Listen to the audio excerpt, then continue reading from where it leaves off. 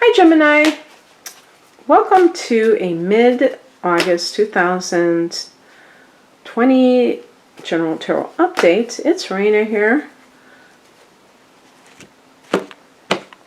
This is kind of a fun thing I like to do, just make little piles and then pick the cards from it. So I've been getting the Ten of Cups. I've been getting a lot of cups, so the emotions are heightened, I guess. Speaking of cups.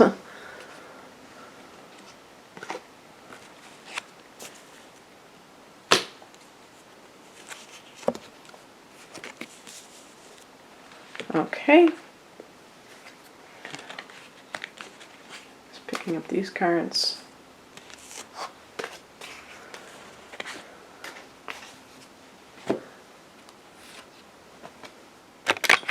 Whoa, that's not something I want to have happen because I only have 3 minutes of juice.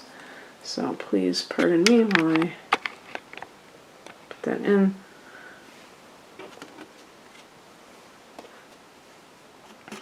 The heart of the matter is the Ten of Cups. This is a very nice card for domestic bliss. You see the children dancing. There's a sense of the family being in a good place. Maybe it's a wedding that is being planned, that you're attending. You might be the mother of the bride. You might be your child is getting married, if not you, and you're very excited about that. But just in general, this is the pot at the end of the rainbow. So just very positive with anything related to your emotions. With the 10, we're talking about the end of a cycle. So it can mean that something has come to culmination. And, actually, there are a couple of cards here because you got the Two of Cups, even though it's in the challenge position. So this might even be like a soulmate situation. And this is a feeling of love. That's why I'm saying that you might, like a wedding kind of a scenario where you're coming together at the deepest level. In the past position, we have the Queen of Cups. And I think I've spoken about this before because I might have gotten this for Gemini, but definitely astrologically, you have had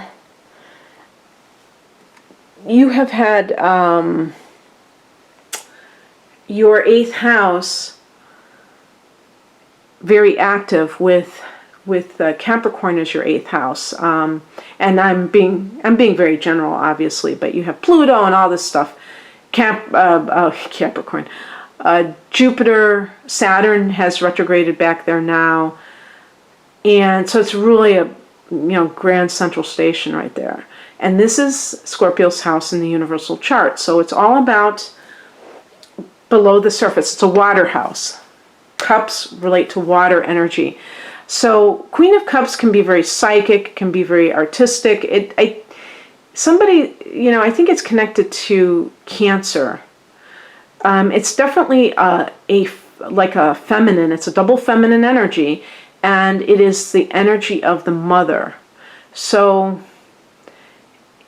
if this has to do with your mother, then this would be a mother who is very nurturing. So maybe you have your mother moving into your home, and this is a happy thing for you because perhaps she's going to watch your child, but you really have this person who is very nurturing in your life again.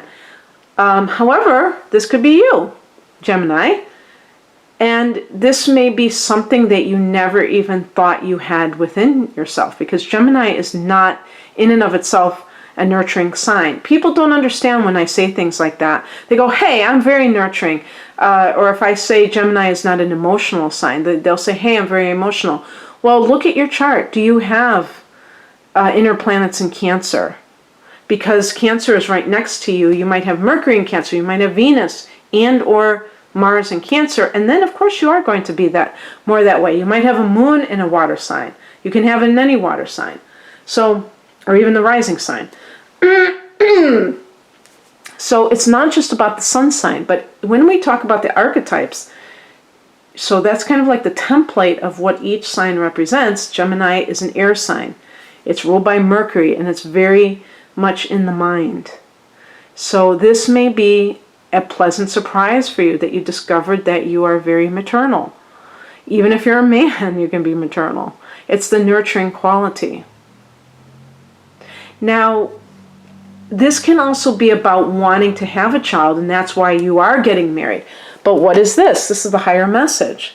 The Nine of Swords, a card of anxiety, a card of insomnia, sleeping, the swords are the, like Gemini, the air signs are swords.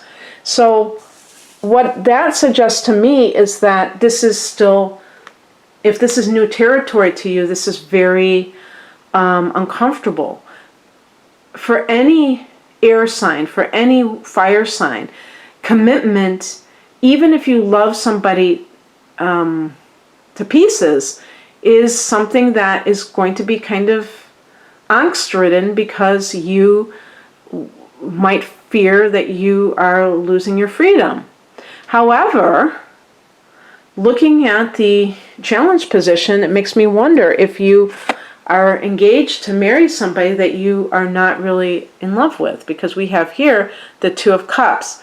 This is the card of reuniting with somebody, or it could be unrequited love, but I have a feeling if it is, it's coming from you to the other person, that you're not really in love with them. Maybe you're pregnant, but you don't, and you're getting married, but you don't really love that person.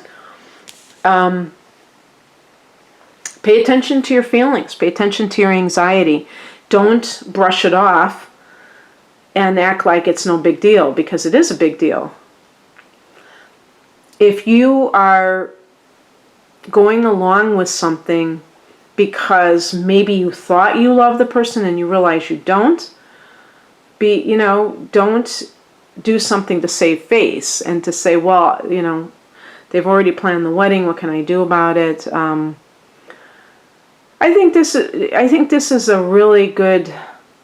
This makes a really good case to have small weddings, because if you're even going to have a wedding at all, because when you have these major productions, I think that it can create a lot of pressure.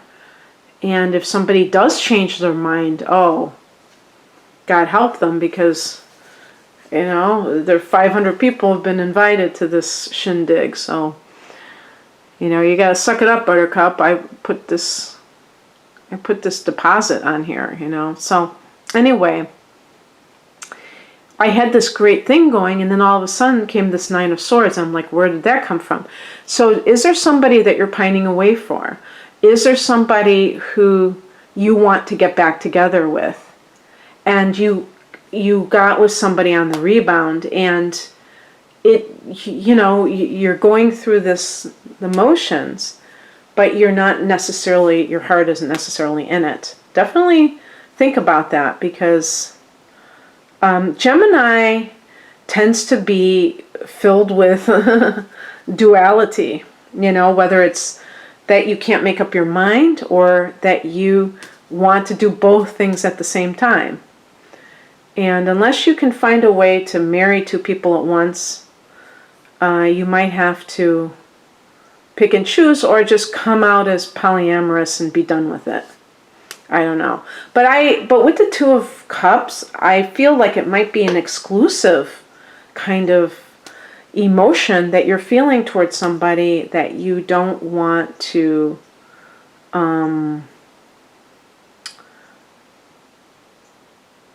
that you feel this sense of emotion for somebody, and perhaps you're just not with them at this time, and you thought you could get over them by going into another relationship.